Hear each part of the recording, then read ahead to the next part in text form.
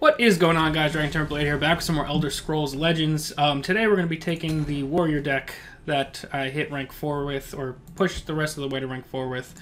We're going to call this Orcs and stuff. Make one change to the deck. We're going to drop the Stronghold Eradicator. I might also drop Lucian, but Lucian can be useful sometimes. I'll drop the Grotwood Ambusher, actually. And what I want to add is Stampede Sentinel. We're going to make 2 of these. I don't think I need 3.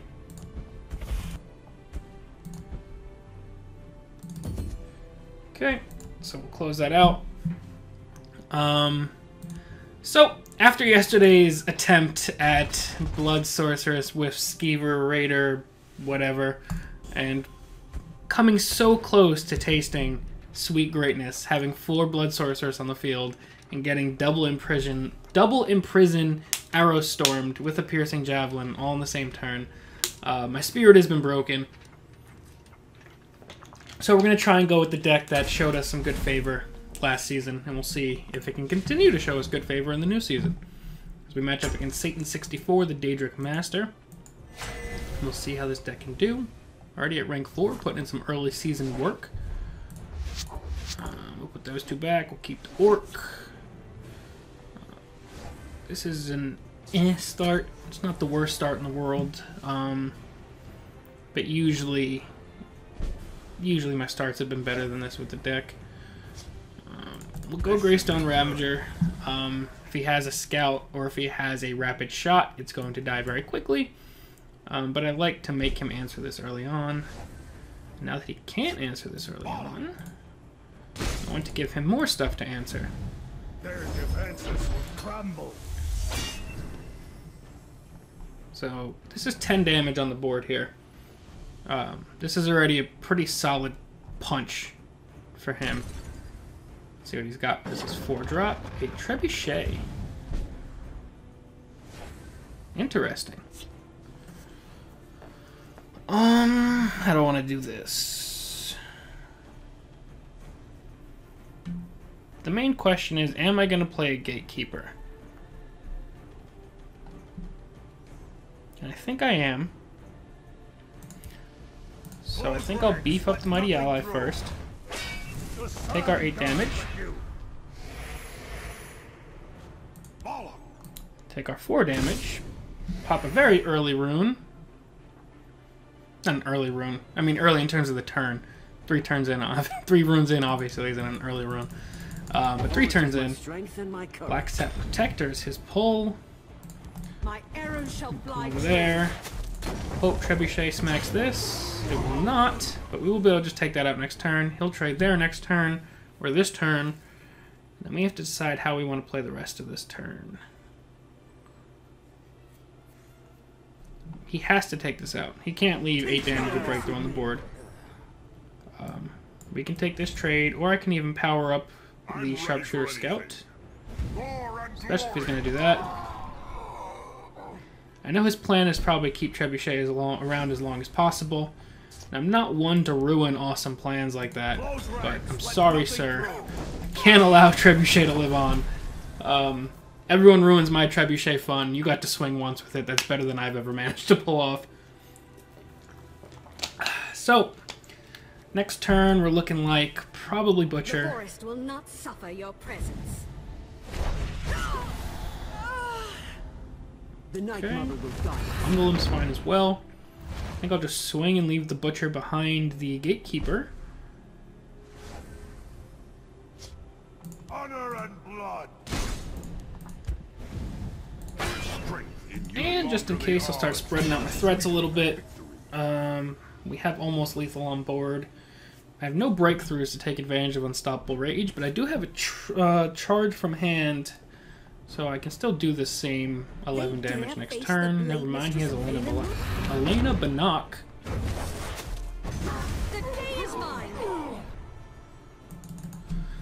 We might have to just leave her to do her own thing over there.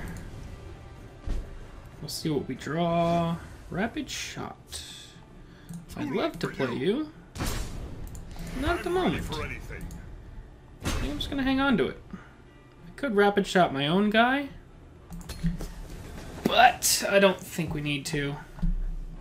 We're a decent amount ahead, and we have the opportunity to set up some kind of big unstoppable rage over here at some point. Trade there. Now we can rapid shot this next turn if we really need to. It's looking like we might need to.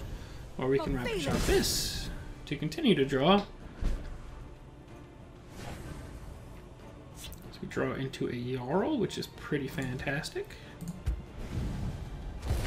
Our friend Garnag shows up, and a Battle Rage Orc. Get even more cycle going.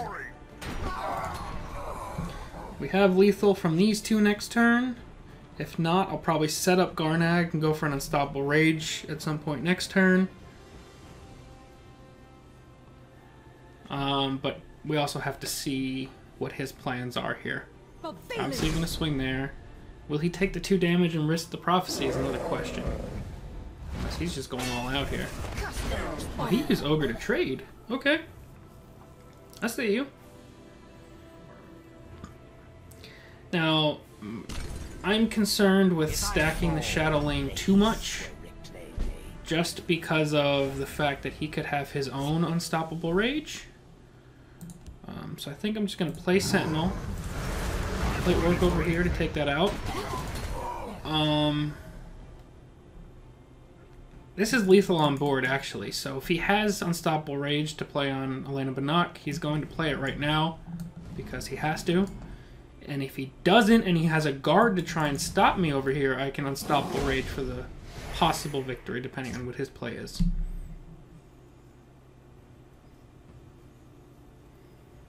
If he does have the Unstoppable Rage, we have to play slightly more defensive. There it is.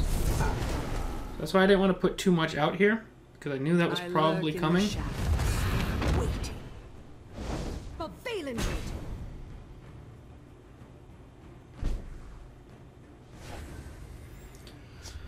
What I could do is fish for Mighty Ally first. And since we do get it, I can Unstoppable Rage here to kill both of those. It'll put him close to lethal, but more importantly, clear his lane. My arrow shall fly true. If he has a Leaf Lurker here, it's coming out. But he can't do much to us without popping another rune this turn. But he has plenty of answers in hand, or plenty of cards in hand. I don't know if they're necessarily answers. So this is pretty cool. My arrow shall fly I'm actually going to take care of Bannock. I want to be able to take care, or take back the Shadow Lane without fear of a Unstoppable Rage. That's a fine compromise. I knew he probably had something to take care of the Mighty Ally, but I couldn't really risk doing much else. I'll take the vanguard. So we trade here. Fire! And 6, 3, 2.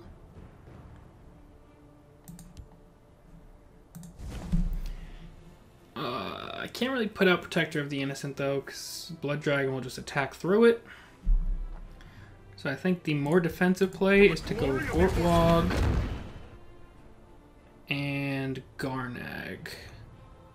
We must protect the Even if he has an Unstoppable Rage, it'll have to be his only play of the turn, and it'll only kill Garnag, which will still put lethal on the board with Gortwog.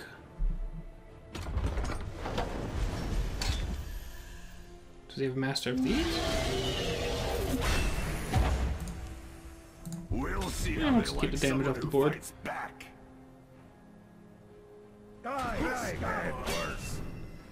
Now, if he was going for a Swift Strike play, which as he was, this will probably keep lethal off the board for him, or close to it. So this should be the game. Yep. Game. We'll see what Gortwog decides to summon. Good measure. And we'll let Gortwog grab the victory. So he rebounded better than I thought he was going to after that really fast, quick push that we had to start. So I'm pretty impressed with our opponent's ability to really answer us there. That was pretty solid. But let's get one more for today. So we pull an Ash Servant from our 3-win reward. See if we can one-up ourselves. But yeah, like I said, this deck is a lot of fun. And I think the addition of the Stampede Sentinel over the Stronghold Eradicator, while the mana cost, or the magic cost does go up 1, I think having Breakthrough just increases your flexibility and more synergy with Unstoppable Rage and stuff like that. As much as I like all of you, I don't want to see you all this early. Slightly better. Still, Unstoppable Rage isn't something you want to see early, but we will accept it. I will not complain. I will only play something this turn if he plays a creature first, then I'll Dragontail Savior. But if he does... No, you know what? Play Sharpshooter Scout. Okay. We want to be more aggressive in general with this deck, so... I know this was my answer for a Greystone Ravager, so if he plays one here, I'll kind of be kicking myself, but at the same time, if he plays that, I'm not too angry. Fire!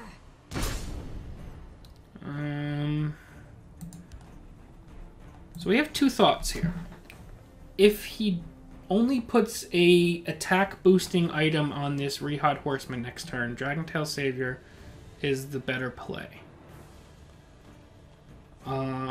If we assume he's going to play something like Steel Scimitar, Greystone Ravager is the better play. But that leaves me susceptible to both a Scout and a what's it called?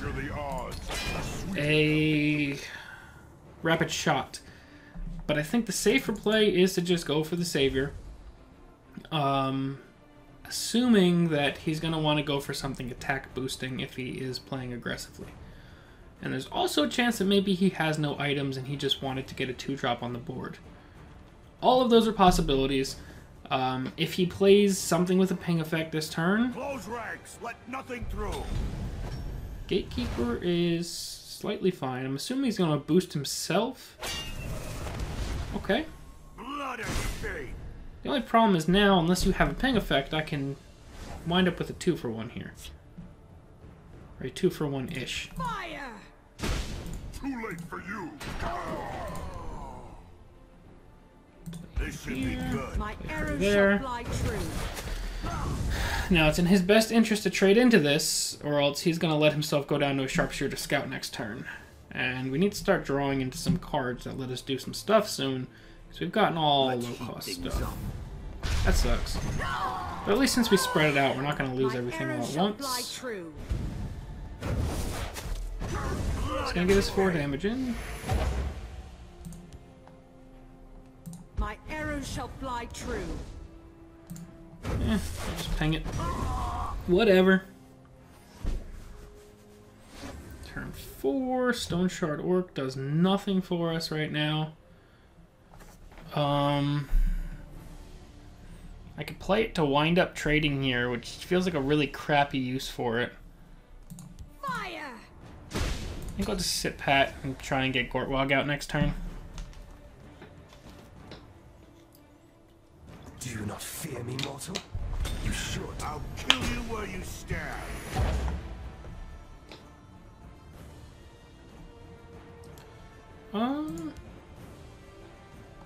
Close ranks, let nothing through.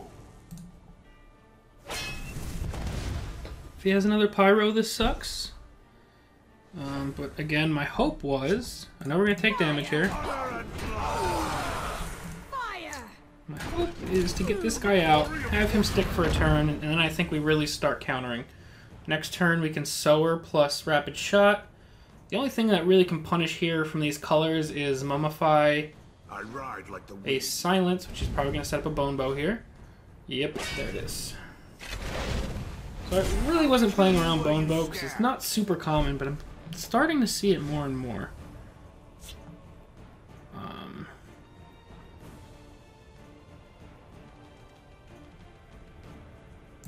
So now I'll be able to Stone Shard Orc this. Good. Rapid Shot this. Full card. Our Spectre is solid to see. Steel and stone. I think we will start dealing some damage. Their defenses If we draw a Jarl soon, I want to be able to trigger it and set up as much damage as possible. And if he decides to place something in this lane to counter this, I can have the Rage next turn. Especially if he plays a bunch of little stuff. But I don't think he'll play a bunch of little stuff. People are pretty good about playing around Rage nowadays. But having Sower in hand is fantastic. He's going to play his own Mighty Ally. Their defenses He will trigger it. I'll kill you where you stand. Okie dokie. So I think, first things first, we probably want to take our damage. I wish I could curse both of these things, but I can't. So let's take our damage first.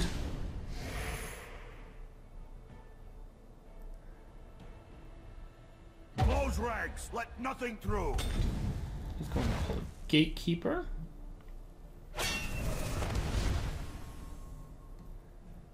Steel and stone. He's going to have pretty close to lethal next turn, unfortunately. I don't think I have many plays that could do both of what I need. To us all. Steel and stone. I mean, I'll see if I can fish for a Gatekeeper or something, but it's not in the cards. I'm assuming he wants to take this out, because if not, I can maybe win next turn. Fat maybe, because he has a solid chance of lethal this turn. If he has a Gatekeeper or literally any equip item, which we've seen he's playing some. And he's going to get it from the Bone Bow. That was fought well. So ultimately, we were done in today by a card that I don't ever really see in Bone Bow. I guess I should be playing around it more in the future. I guess Bone Bow is becoming more and more common, which is understandable because silences are incredibly powerful in this game. So we're going to end this episode for here, guys. We did see the Warrior Mirror. We did wind up losing, but in general, the deck still is performing fantastically, so expect to see a bunch more of that this season. But that's going to be it for now, guys. As always, thank you all very, very much for watching. I'm Dragon Tamer Blade, and I'll see you guys next time.